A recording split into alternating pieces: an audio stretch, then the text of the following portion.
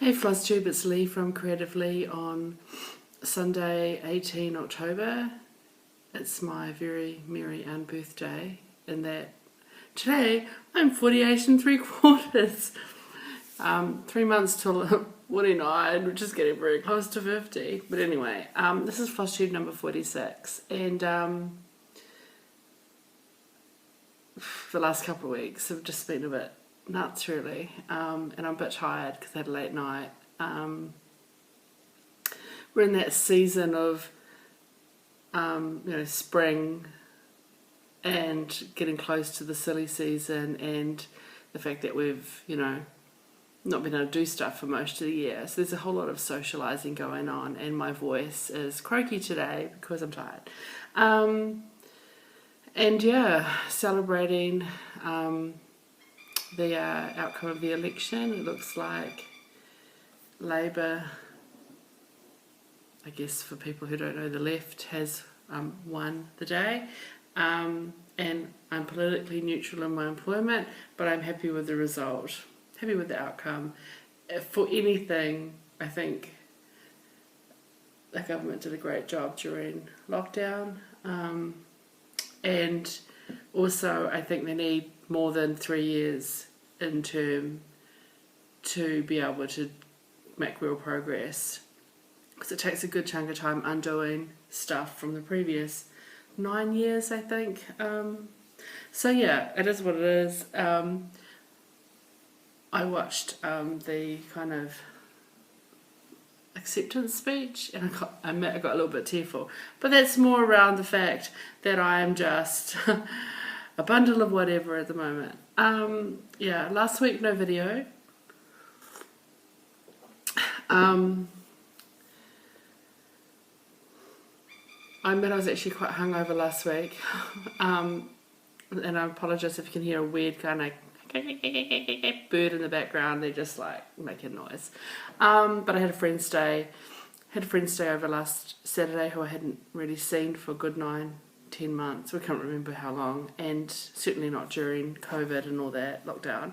And then so I said, come stay. So she came. We did a sleepover and worked our way through my various gin collection, and had antipasti for dinner, which is excellent. And then I realised, I've known her for ages. We used to work together, and I went to a wedding in Rarotonga. She came out to me as a Bruce Willis fan. Now, I love Bruce Willis. I've loved him since Moonlighting. I think she's just that little bit younger than me, and she loves him from Die Hard, I think.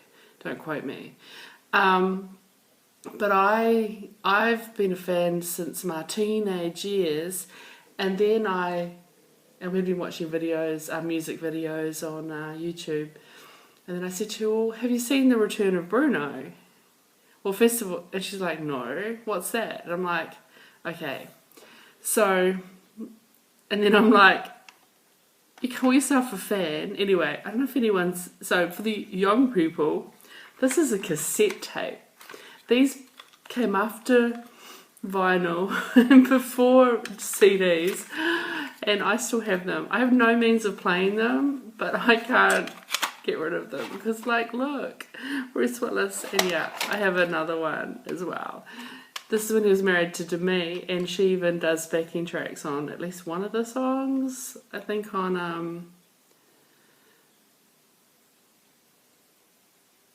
I think it's Mr. D. She sings it's credited as singing the Bye Bye Babies. Isn't that hilarious? And don't you just love that artwork? And also ignore this, I used to love Garfield back when I was a teenager, and it's a Pookie sticker. Anyway, I mean, look at that face. Oh my god. So Bruce Willis sort of sings and plays the harmonica, and back in the 80s, this was 97. When did this come out? 1987, produced by Motown Records.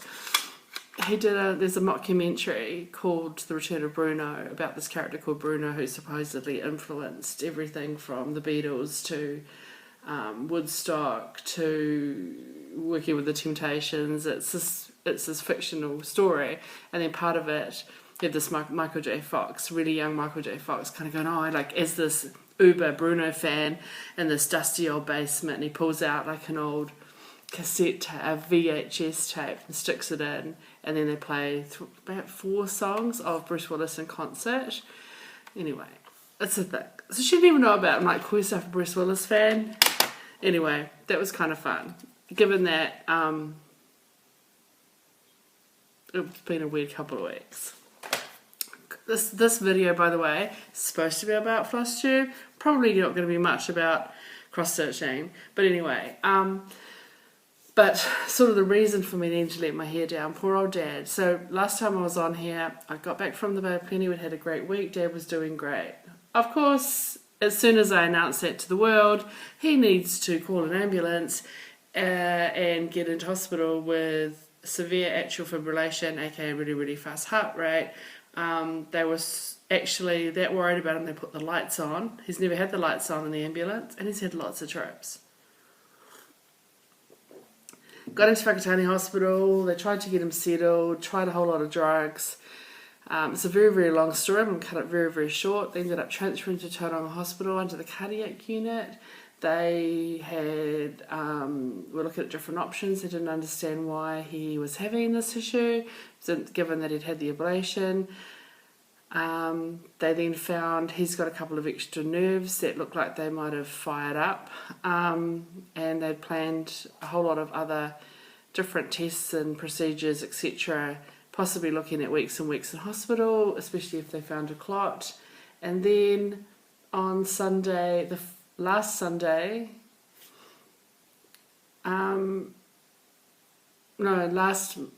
the Monday just gone, he called to say overnight his heart had settled right down to 57 beats a minute. They cancelled all the procedures and said he could go home. So he's good. Yeah, it's just a roller coaster. Whether they're still going to put him forward for an ablation, another ablation, but not an emergency one, I don't know. I guess this could happen again. I suspect Dad might have overexerted himself. He hasn't said as much, but he did comment that he'd had to cancel the fencing contractors because the back part of the fence hadn't been pulled down, and the fencing contractors are there to put new posts in. And I'm like, well, who was pulling that bit of fence down? If the only reason it's not happening is you're in hospital, I wonder, did you go out there and do something stupid? Here's my dad. He's known for it. And he is, at that frustrated, have the skills, but my body won't let me do it stage in life. But anyway. And then on Monday, I had basically this mystery meeting, a confidential meeting to come and meet with my DCE and my manager. And it turns out I was one of many. And congratulations, we're doing another mini restructure. So I was fortunate enough, at least at this stage, to get a letter saying, well, here's the proposal. At this stage, for me, it's just a shift, a change in reporting line. But there are 5 managers that their jobs are basically being disestablished and replaced with 5 slightly different jobs. Definitely one person's role is significantly different. And one has said she's had it, she's probably not going to apply because it feels like a demotion. And the other, there's one brand new role that no one knows what that's about, and 2 that are similar to current roles, but different enough that they have to reapply, unless they're using this as a passive-aggressive way to get rid of those people. You'd expect those 2 roles to get it. And then underneath that, so there's a IT department and the project management office, and under the project management office, I'm the only project manager that still has a job, and I'm transferred back to IT, and the 3 other senior project manager roles are proposed for disestablishment as well as an advisor role. So it's all a bit like, and the thing is that the EPMO is getting a real shuffle around now, but at the moment in IT, apart from me and a project coordinator being transferred back, the next layer down, all the people reporting to the tier 3 management roles that are changing are just like, at the moment, it's just a change in reporting line. But we know once they get the new management, once they reshuffle the new management structure, there'll be another realignment. There'll be some more shuffling around. So it's just like, basically, I probably have a job. I have one for now, definitely through the new year. It depends on how many managers, like, let's say they do appoint 3 of the 5 out of the existing, then they can probably move forward and start reshuffling, let's say February, March. If they have to appoint externally, like more like 3 or 4, then we think it'll be closer to June. But anyway, got a tai-ho on the odd spending. Tai-ho means hold back, slow down. In Māori, slow down, I think it is. So you say tai-ho, I mean like, yeah, slow down. So I need to just be a bit more careful with cash until I know what the frick is going on. But it's like, you know, since I've been, my career, it's been how many times, I don't even know how many restructures. I've had mergers, restructures, incorporations, unincorporations, realignments, I mean, you name it, they've called it it. And I think it's probably like, sort of like, this wouldn't be a big one, so probably had 7 large restructures, and this will be like number 5 little restructure, like where it's just a little part of the business. I'm a bit over it really, and I'm still got another 20 years of work. Far out. Anyway, that's enough about that. Let's just say, and there's some other stuff, you know, with friends and family, with people who are ill, and it's a lot. So basically, that was a really long-winded way of saying why I didn't get a video last week. It was just all this stuff's going on, and I haven't done that much stitching for me. Anyway, I'll quickly show you what the frick I've got going on. So we're talking about a 2-week period. In the first week, I finished Halloween Quaker. Didn't actually take me that long, because all I had to do was that top centre motif and the bats, the witch, and then underneath the witch, the happy Halloween, and then some little fiddly bits, like the pumpkin and stuff. And I'm very happy with it, and yay me. So some changes that I made, on the pattern in this heart, there was a letter. I think it was one of them. So in here, and where this says 31 oct, one of these was a W and one of these had an H, and that's sort of a bit weird. And according to the chart, W was for witch, but no one's going to know that. And H is for Halloween. It already says Halloween. So because my initials were already here as per the chart, and having finished in 2020, I just added another little heart there. You know, there are other hearts. There are other hearts on the chart, like down below. And then I just put, 31 oct there, as in that's when Halloween is. So yeah, quite happy with it. And I'm going to make it into a cushion, and I'm just going to use, I wanted it to be a bit heavier, so I just bought some navy twill on sale. It cost me like $4 or something, to back it, because I'm not, I just want it to be a bit heavier.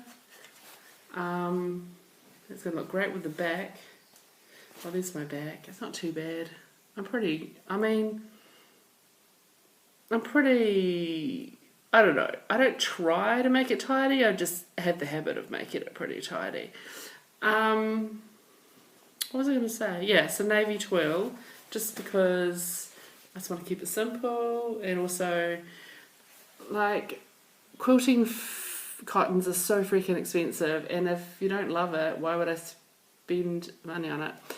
And I didn't really want to make it Halloweeny. I don't want it any more kitsch than it is. And then I might, I picked up this on sale, use this just to pimp it up a little. So put like a little fringe around it, just to give it a little bit more fun. We'll see. And it brings out the little orangey bit. So that was on sale as well. That's the best I could find at our to choose from. And I was going to look for like a really big fluffy fringe, but I decided that I can't be bothered.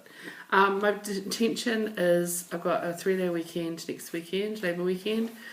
I'm going to do some finishing. I've got a few things to finish and get the sewing machine out and do all the things.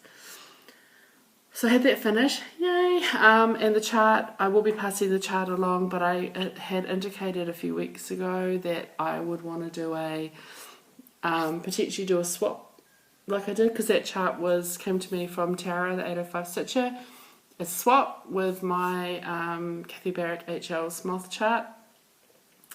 And I'd like to kind of carry on the tradition for it. So I put a wee note out there, and somebody, Zeb, said she's quite keen on having it, and she'll have a look through her stuff. But regardless, she put her hand up. I'll be seeing her at the retreat in a couple of weeks, so I'm going to give you, Zeb, the chart. And you can worry about if you want to give me something later. It's not that big a deal. But yeah. I had another start and a finish. I also did the second of the laundry series with my colour conversion. The dry, what is it? Wash, dry, iron. Yes, the second one. Those pegs, the novelty wore off, I'm just saying. But also, the self-service, I have a bit of a giggle with the whole self-service. Loads of fun. It could be a little suggestive, I'm just saying. But yeah, it's kind of cool. So here are the first 2 that I've done. Try and get them in the right order. So you got, there we go. And I'm just going to do the third one. Because these charts will be going on the giveaway table at retreat. So I need to finish it. So we're starting to finish. I also had another little fun start. So last video I mentioned that Judith had sent me a piece of 55 count to try. And I thought, oh, should I get a Soie d'Alger 103, a very soie, and I was like, I just went down and got some cotton sewing thread. It's a Gütermann and it's 100% cotton. It's funny how it's like a German name, but it's made in Greece. Good on them. Colour 2074, and give that a go. And I did, which is and I'm using, this is probably like, I've had this for ages, way back when I didn't know that Russian sites stole shit. So it may or may not be free, but I just searched like free red sampler, and I did print it. I am stitching it. Forgive me if it's, I mean, I wouldn't buy it. I don't love it that much. But it's stitching it, and I was like, look at those tiny little stitches. They're like rivaling Ymir with her tiny little stitches, except that she does 1/1. I challenge you to do 1/1 on 55 count, especially when, look how skinny my rooster is. Did a count, its fabric is actually about like 56 by 60, so it's not square. I was like stitching my rooster going, my rooster's very skinny. Lucky I didn't do it that way, because then my rooster would be really fat. But I'm going to finish it because it's fun, and make a little, I might then age it, like might dye it after I've stitched it with coffee or something, just to give it a little bit of antique look, and then I'll make into a little pillow or something. So it's kind of funny how skinny my chicken is, but that's okay. It's not that bad. I like to stitch on. Certainly I wouldn't want to be too tired, just got to have a good light. But yeah, the stitches are good, I think. and they're pretty even, and they're kind of so small that you can't really see them.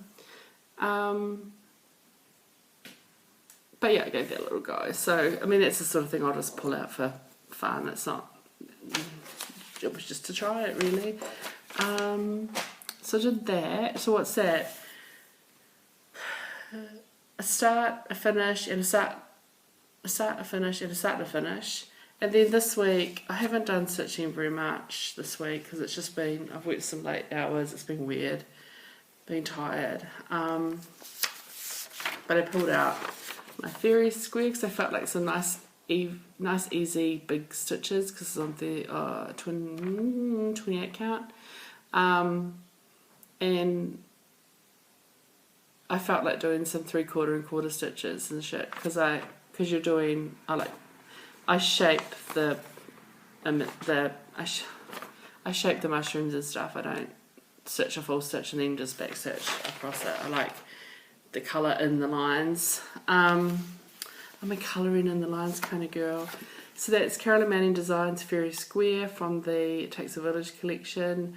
28 count Summer Coral Lugana from Country Stitch. And when did I start it? May.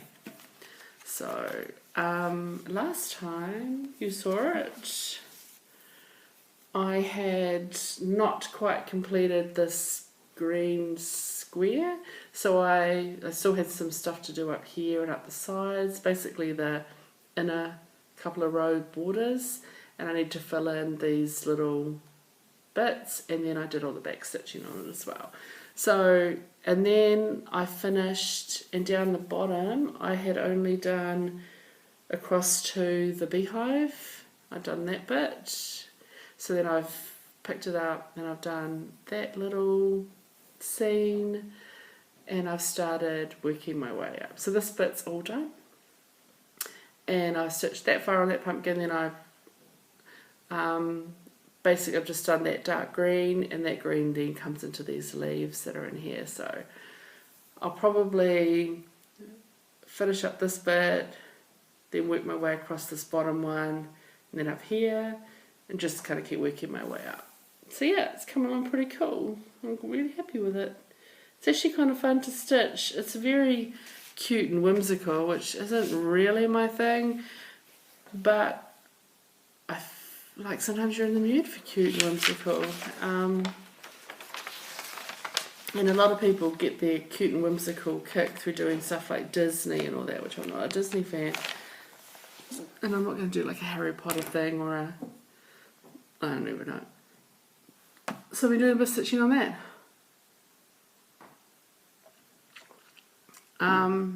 So I have no haul. The only thing I've bought was that twill, that navy twill, and that fringe to go on my Halloween Quaker cushion.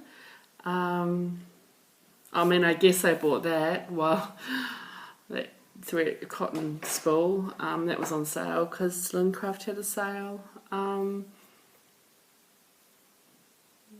I've downloaded a couple of free blackwork patterns that I haven't started.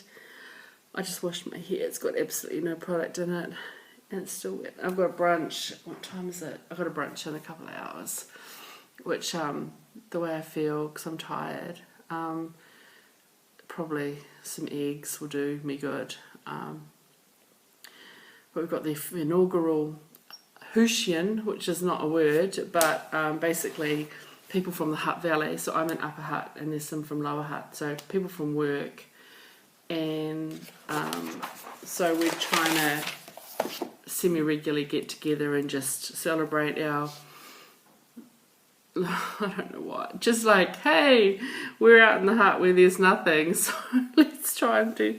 So basically we're calling it this lunch, and you could say Huttian, but I want to say Hushin, because I say to people, oh yeah, Sam from Uperhoot. So stupid, traditionally the Hutt Valley hasn't really had the best reputation. It's probably been like poor people live there and social housing, and you know, it's for people who can't afford to live in Wellington. But these days there's no freaking sections, and Wellington, the Greater Wellington region, is growing, and this is where the subdivisions are, so it's but it's just not the most exciting place to live. Like, there's not a lot of restaurants, or like, you have to go into Wellington to do most of your entertainment kind of shit. And like, if you want a coffee at 10 p.m, you have to go into the city and go to somewhere like Cafe Ice, which is what I did last night after our 3.5 hours 6-course degustation that for the Wellington on a plate. We have Wellington on a plate, which is usually in August, but this year it was in October, COVID, and there's a whole lot of events. So these days, the first half of the month is called Dine, and they have different restaurants doing usually set menus that you can 2 or 3 courses with a drink match. There's a cocktail theme where you can go in and a fancy cocktail that comes with some kind of bite, like a tapas or a dessert, whatever. Then there's second half of the month is Burger Wellington, where a whole lot of places just put on fancy ass burgers. It's a big competition. And then throughout the whole thing there are then events which are bigger than just a meal. And so my friend and I went to it's called East Meets West. It's an French Indo fusion between 2 chefs who used to work together at Hippopotamus in town, a museum hotel, and they put together the 6-course degustation, and we did wine matches, and it was about 3.5 hours. I think it was quite early start, 5:30, but we finished just after 9, and then I went and grabbed a coffee before, just to have a break, and went down to, and it's sort of weird, like so Courtney Place is the hospitality centre, I guess, of Wellington. It's where, 300, 400 cafes, restaurants, bars, etc. And Friday, Saturday nights, it's usually just chocker with young people in Ubers and taxis and lots of loud raucousness. And there's a little local chain called Cafe Ice, which is, I think, Dutch German for coffee and ice cream, and they do gelato, make their own gelato and sorbet, and they're open late, so you can go and get a coffee, which I did, and I knew that they would be open. And it was the first time I'd been downtown late on a Friday or Saturday for ages, and it was just people everywhere, and I became very hyper aware that we're lucky we can do that in New Zealand, where we can socialise in numbers and randomness. I told you this is going to be a video of rambling. So yeah, 2 weeks, this time in 2 weeks, I'll be at the second day of the retreat, which we're looking forward to. We've had a few issues, working through those as a committee, I guess. I think I'm not going into stuff. It's just, I think, for anyone, I just want to remind people that it takes a lot of time and effort, and everybody involved in setting this up has put in various amounts of time, effort and money, but they have put in time, effort and money, and you can't please everybody, and can people just be kind, and if you don't like it, don't come, really. And if you want to do it if you want a retreat to be how you want it to be, then you set one up, because it's lots of work, and we're trying to do something fun for people in a year where it's been like crap. So just be kind. And at the other end of the Facebook message or whatever, at the other end on the internet is a person with feelings. So that's all I can say. And we ain't professionals, and we ain't making, like, every last cent of money that we've received has gone towards, paying for the room, putting together some what we think are quite neat little goodie bags, hand sanitizer, morning tea, photocopying, like, and anything left over will be going, like if there's $5.73 left over, that $5.73 will go to one of the charities that we're supporting with the raffles. So, you know, we're not getting anything out of it. We're doing it for fun. So doing it to bring some joy to people. So yeah, be kind, please, in all your endeavours. If you don't like something, then just, like, if you don't like my video, just don't watch it. Just go somewhere else. It's fine. I don't care. I don't care if you don't want to watch my video. I'm happy if you stay and do, but I'm not doing this for numbers, and I'm not doing this. I'm just doing this to, well, you know, as much a video diary of my life as well as sharing my passion and whatever. Okay, that's it. Lecture over. I'm going to go finish this lukewarm. Actually, I'm going to put it in the microwave because I hate cold tea. So I'm going to nuke that for 20 seconds and scull that back.